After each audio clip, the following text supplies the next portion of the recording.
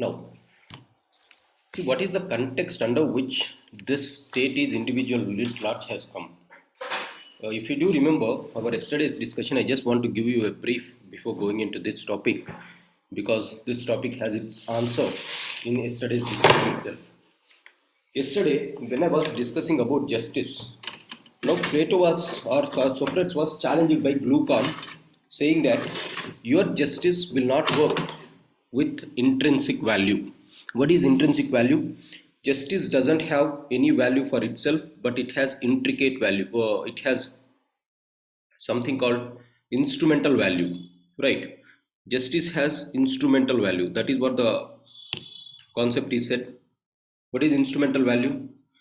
Just to save the people from the so-called the might, the weak has to have justice. Why they have to have justice? Because the weak will enter into an agreement with the might, saying that the mighty person has to safeguard their property, safeguard their life.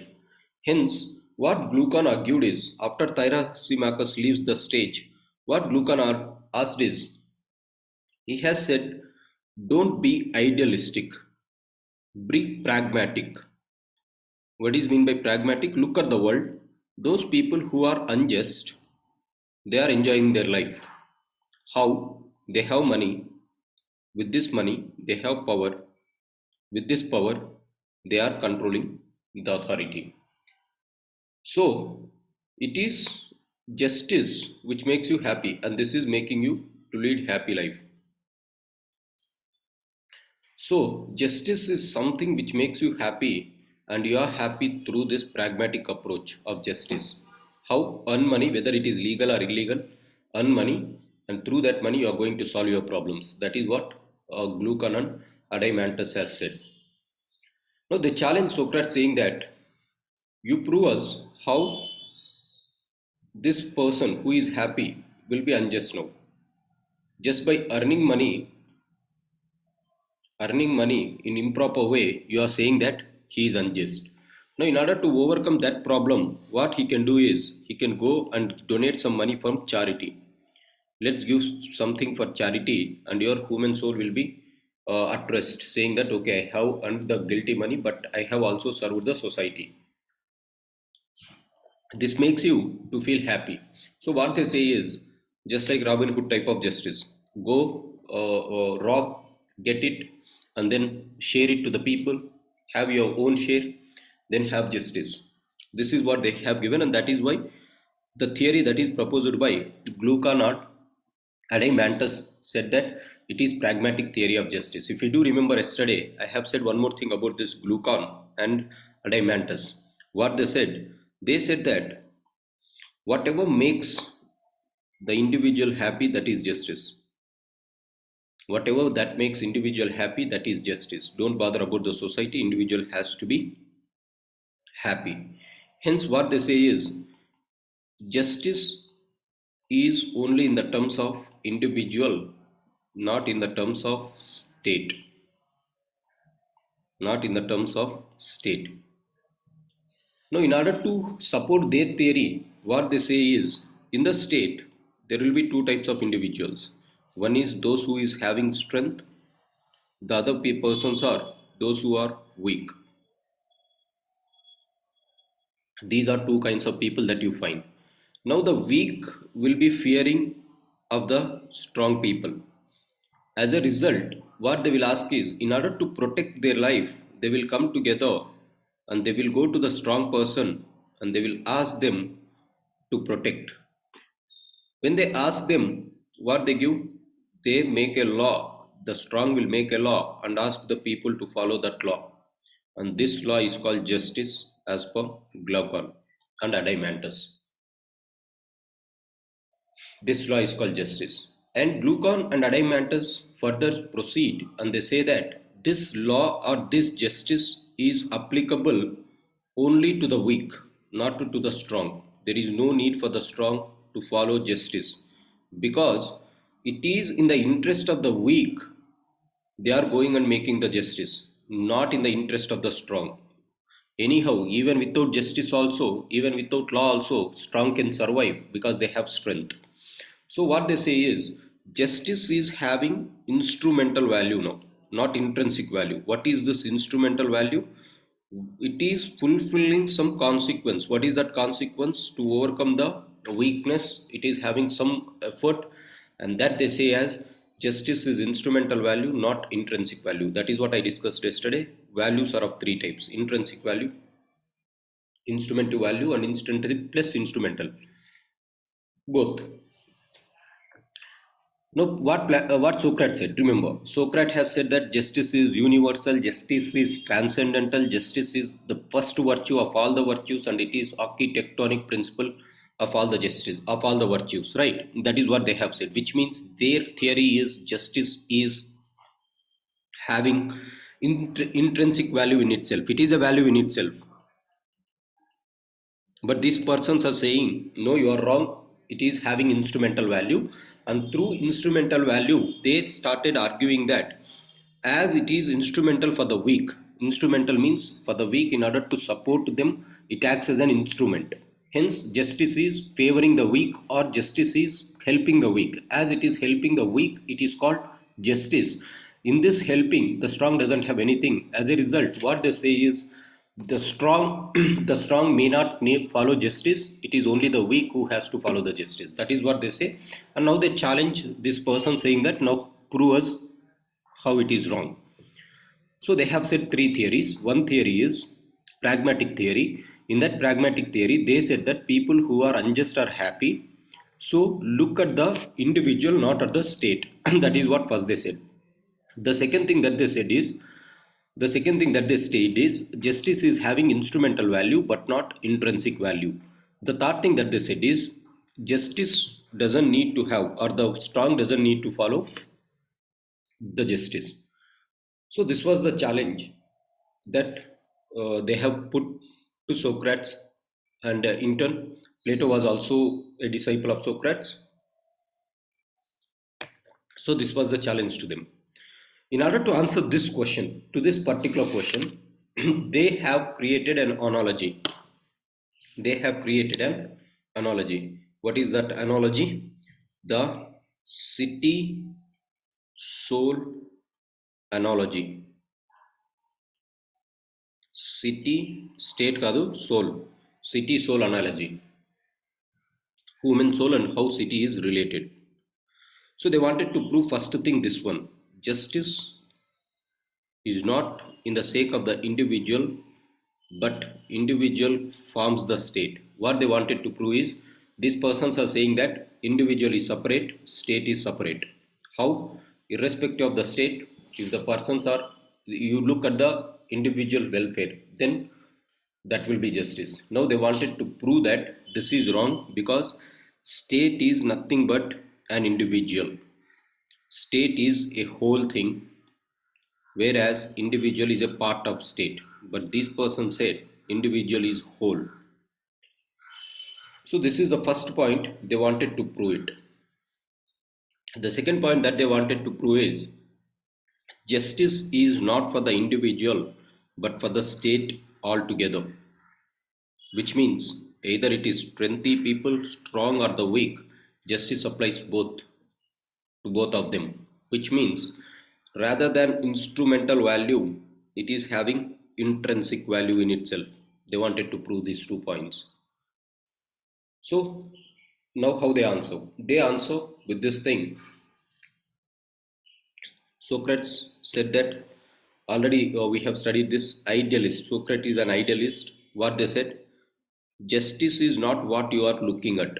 What you are looking? You are looking at the rich fellows are living happily, the poor fellows are not living happily, and then you are considering that this is justice. But being, this is a realistic perspective. This is realistic perspective. Look at the things, what is real, you follow that. Or pragmatic approach of Glucon. And I said, as Glucon is very pragmatic, he is the first or one of the first persons to say contractual theory. He was a contractual political thinker. So what he is saying is, justice is not what is real, what you are seeing. Justice is what is ideal. What is ideal? Now, ideal people think what ought to be is correct rather than what is. ప్రపంచంలో అందరూ చేస్తున్నారు కాబట్టి అది just అనేసి లేదు. ఏదైతే కరెక్టో అది మాత్రమే correct. What ought to be, even though if you are real earning money by being corrupt, you don't consider that is correct because this is incorrect, still that is corrupt money. So justice is what ought to be, not what you are looking. Justice is what is right, not what is might. So Socrates said righteousness is justice. This is the answer that he has given to this fellow Thyrasimachus.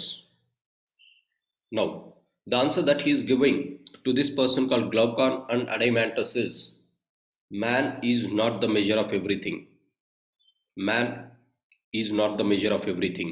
Why? You said, look at the man, if he is happy, then you are saying that justice is this. But man is not the measure of everything. There is some bigger components apart from this man. What is that? The bigger component of the man is state.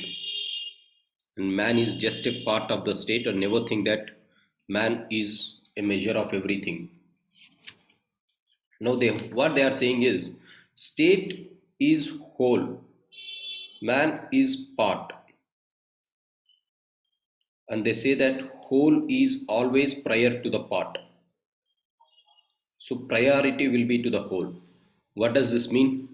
They say that just like an individual, consider an individual will be, he is a human. Now in this human, this is called organism. Organism will have organs. Organism will have organs. What are the organs that organism will have? Hands, legs, arms, body, head, all these things, right?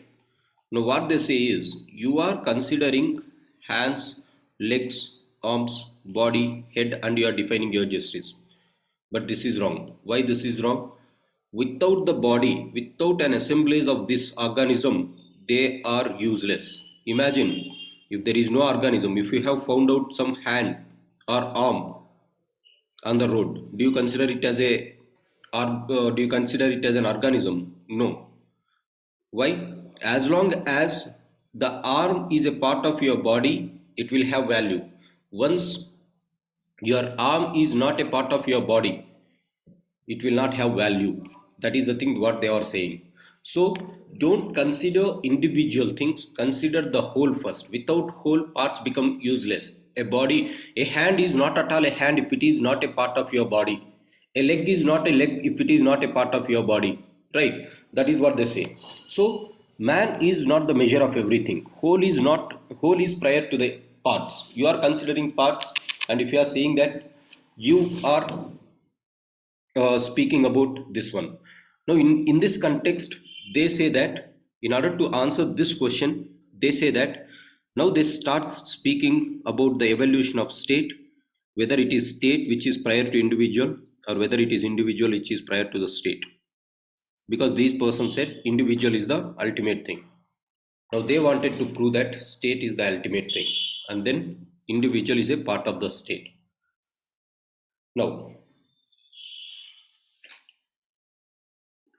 so the second theory that they propounded for justice is city-soul analogy. City-soul. City is just like a human soul. City is just like a human soul. How it is like a human soul? It will, whatever the qualities that you are finding in the human soul, you will be finding the same thing in the so-called the city-state. Whatever you are finding in the soul, whatever you are finding in the human soul, you are finding that in the city state. So what they say is, the idea of justice is to be perfect idea, not fragmented idea. Their theory is, just discuss about justice. If you are discuss about justice, let's discuss it wholly, not fragmentedly. What do you mean by fragmentedly? This is called fragmentic discussion of the idea of justice. Now they wanted to say perfect idea of justice, and they wanted to discuss perfect idea of justice. When you are discussing about perfect idea of justice, it will be flawless. Without any flaws, it has to be correct. Without any contradictions, it has to be correct. Without any contradictions, it has to be correct. So they speak about idea and not the real things that you are seeing. Reality is different, idea is different. I already said this with cave allegory. In the cave allegory, whatever you find on the shadow, or whatever the shadows that you are seeing on the so-called wall, you are thinking that it is correct.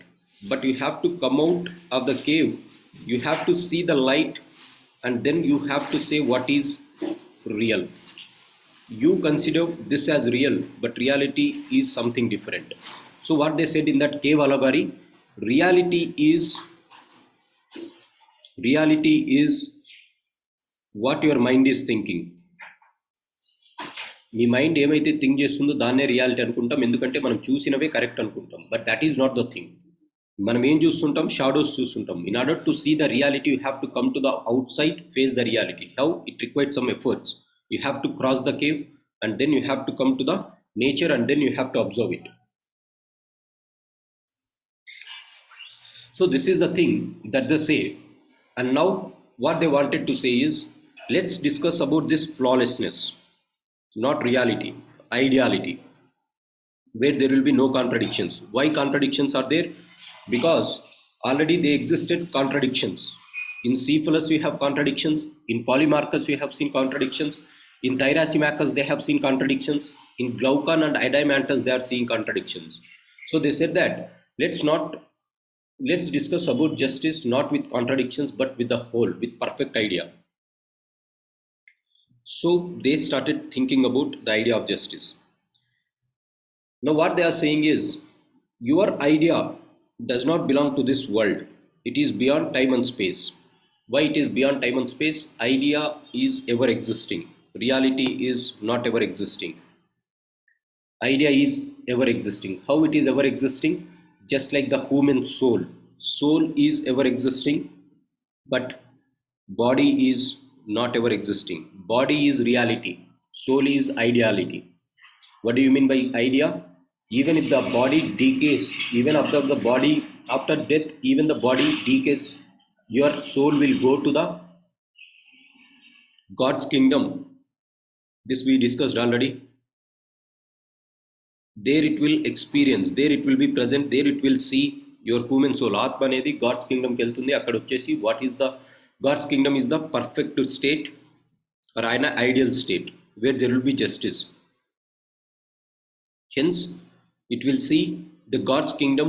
It will be there in the God's kingdom. It will analyze what is justice, and then it comes to body again, and then it will be inside the body, it will be present. So soul is something which is present forever. So what they say is, just like the soul, idea does not belong to this world. It is beyond time and space. Don't consider this is only to this area, this is only to this time. It is present universally, it is present transcendentally. Universal and transcendental. So what they say is, in order to understand what we are saying, just try to understand what is the idea of justice in God's kingdom. To understand his justice, we need to understand God's idea of justice. In God's, what is justice? In order to understand that, where can you find this idea of God's justice? You cannot go to this, right, with your human body. Where it will be found? It can be found in human soul, because it is the soul which has went there and it has returned. Now in order to understand human soul, what it requires? Rationality, reason. So what they say is, if we think rationally, we understand God's idea of justice. And if you understand God's idea of justice, that is perfect justice, then we can say how we have to implement that in the state. So what I am saying is, in the words of Socrates and Plato, now they are countering the so-called Glaucon and Adimantus. Why they are countering? This is called dialectics. You will propose one theory, they will propose another theory, and they will synthesize the ultimate truth. Right.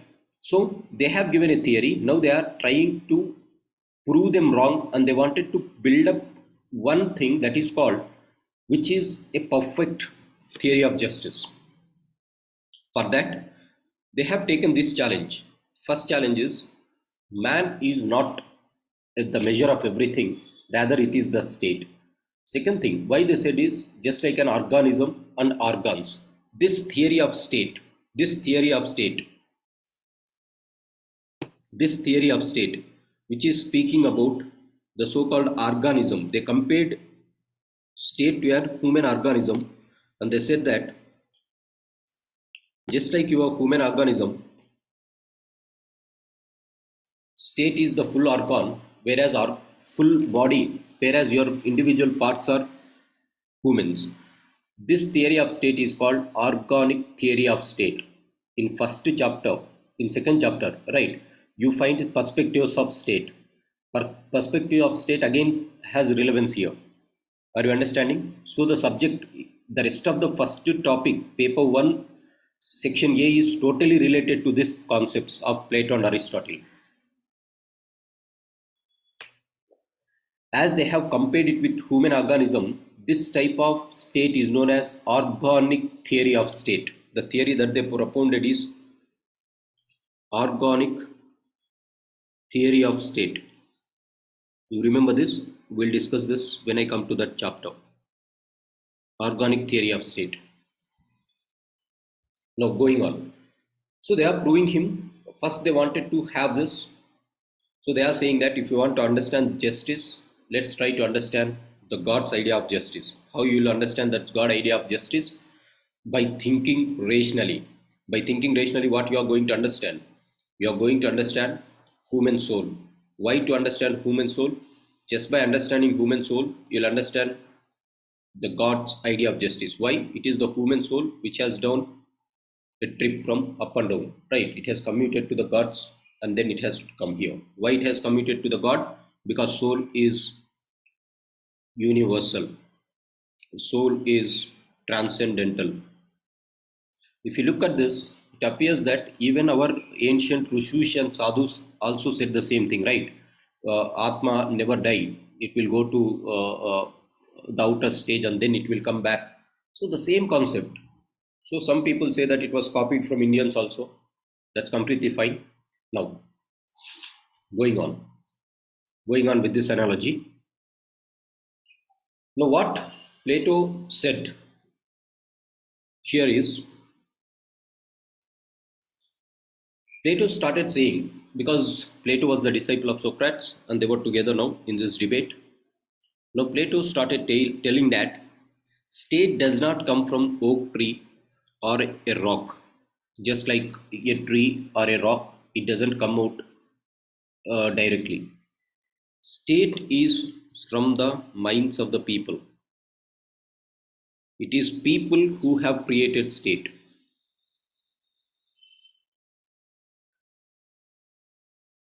State like ఎందుకు enter అయ్యాము? Justice గురించి చెప్పడానికి enter అవుతున్నాం, right? It is people who created the state. Now what they are saying is, if people are just, state would be just. It is the people, all the people has to be just, not the weak, but all the people has to be just. Only then the state will be just. Why they say this is, state is nothing but it is a bigger form of individual. State reflects a bigger form of individual. There will be one small individual and state is nothing but a big form of individual. State is magnified form of individual. And then in order to understand the state, in order to understand justice, understand the bigger form. Because in small things you don't understand anything. If you are looking at a bigger image, you'll understand everything. So it is easier to understand big letters than small letters. So that is what they said. It is very easy to understand. If you are looking at this image, it might not give you a clear picture. Enlarge the image and look, and then you'll understand justice. Enlarge the image and look. If you understand this, you won't understand the entire concept. You look at the whole, because if you are looking at the whole, this is nothing but, state is nothing but individual writ large, which means whatever characteristics which are present in an individual, you'll find the same thing in the state. Whatever the characteristics that you're finding in the individual, you'll be finding in the state. Right? Look at this small robot. Whatever the characteristics that you have, everything is one robot. Right? You might have seen this movie.